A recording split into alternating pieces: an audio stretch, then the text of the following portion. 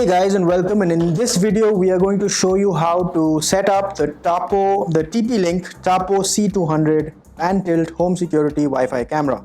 So this is the camera itself. What you first need to do is you need to plug it into some power. The power is right at the back, right over here. This is where you have the power.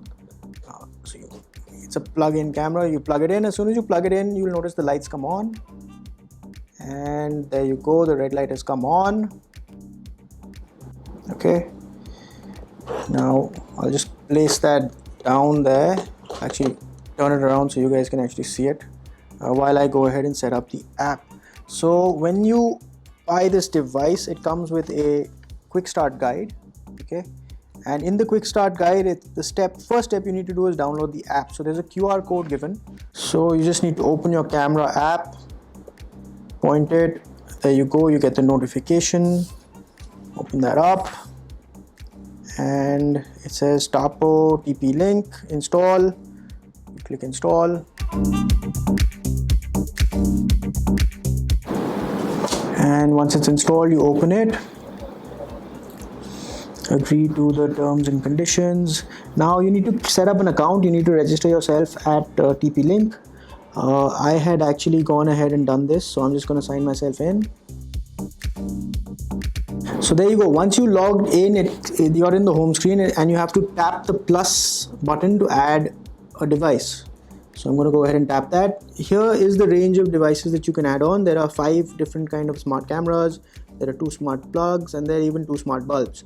So we have with us the smart camera, which is the C200. You can see it right over there. It's quite easy to identify from the photograph. We're going to click that. You got to make sure that this is blinking red and green. And you have to make sure keep your phone or tablet close to the Tapo device. You have to keep it close by.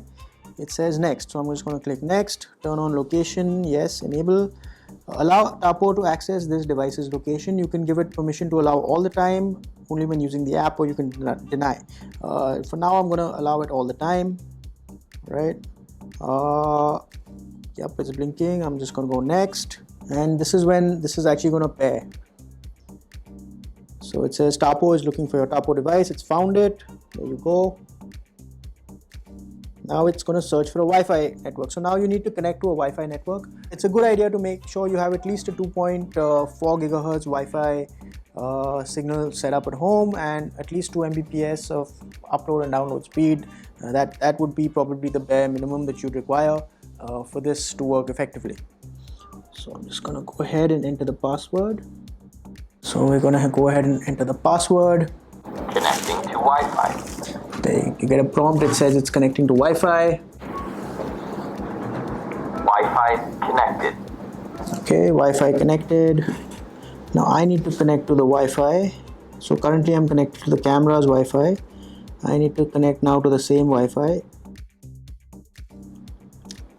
So there you go, I'm on the Wi-Fi. It gives you an option to actually name your device. So this is the Tapo camera F92D. For now, I'll just leave it as that. And it allows you to set a location. So, okay, for now, I'll just say living room. I'll go next. Okay, there you go, complete. Sounds good. So you can actually use an SD card. So I happen to have an SD card right here, and it tells you how to place it. So you just tilt up like that, and right over there is your SD card slot. So I'm gonna just take that and push it in. I've inserted the SD card inside the slot. Got it. And there's my camera. Now when I click this, it says the micro SD card has been identified. The recordings will be saved. To schedule it, go to settings. I don't want to schedule the recording right now. I'll just click OK. You're going to see a view of the conference room in the office where we're shooting, so pardon us if things are looking messy.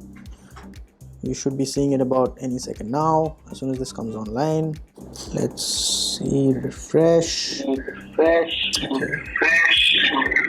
Now there's a little bit of feedback coming because this actually has a two-way microphone and I'm recording right next to it. So both these two devices were picking up each other. So I've just muted that all the way back down. And this is the interface of the Tapo C200 app. There's an option over here to record in high quality or in low quality video. There's an auto option up here where there are different modes. You can see day mode, night mode. There's settings. If you go into settings, again you can select a lot of things over here with camera controls. If you ever do decide to mount this upside down like that, say on a ceiling, do make sure to go in here and click invert image. So this actually flips the image around. The LED is on. If you go into detection and alerts, as you can see, it's got motion detection, so you will get alerts whenever it detects any motion, and you'll get notifications also. You can actually turn this off if you want not to get notifications, for example. There's a camera alarm. Let's say we turn that on. You can choose all kinds of different sounds.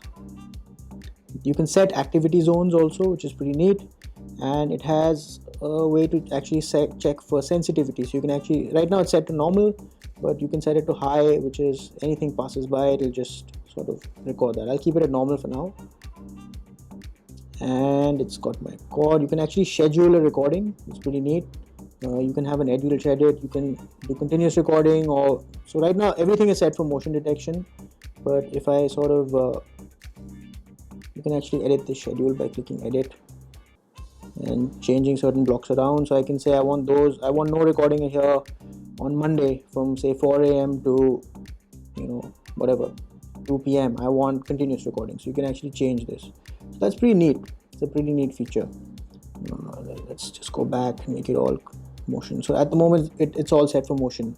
So this is a pretty neat feature where it can actually schedule records on its own, where you can actually schedule it to record.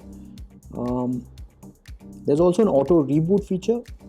If enabled, the camera will reboot at 3 a.m. every day to maintain performance. So that's a feature that you can choose it and it'll just automatically reboot. What else do we have? We have a pan and tilt. So this is pretty cool. So this has a pan and tilt feature. So as you can see, if I press this over here, it's panning on its own and it's actually going to come to me. So hello, that's me right there. And I've tilted it all the way up, and I'm gonna go back. So this is actually a neat feature. Say you're at home and you want to actually have a look at what's happening. Say you're in an office and you want to see what's going on at home, right? You can actually control it from anywhere, pretty much.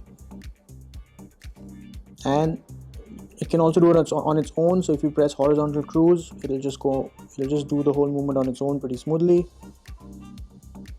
You can stop it wherever you want. If you press vertical cruise, it'll do that again on its own. As you can see, that's the laptop where you can mark positions on it. And there's a grid option over here. So you can actually have say 4 cameras set up in a grid. You can, let me go back to the full screen view. Let me go back this side. And for now, so you put the box in front. You can actually see the box, there you go. So not bad. You can actually record. So it's recording out the video now. You can take a still photograph. You can of course turn on or off the microphone, and by pressing this button over here, it goes into a sort of a full screen mode, whereby everything can be controlled like this, like a joystick. So pretty neat app, pretty neat features.